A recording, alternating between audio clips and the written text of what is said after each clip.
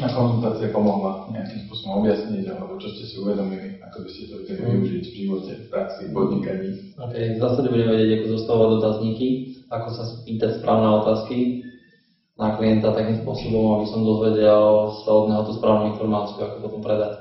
Takže to je to kľúčové, čo potrebujem. Ja som vedel, že tieto informácie existujú, ale nevedel som, kde a akým spôsobom ich získať. Teraz som sa toho zvedel, ako zostaviť dotazník, ako klásť otázky, ako natrénovať svojich ľudí na to, aby som tie otázky správne položil a poslal potom svojho vediteľa, aby predal.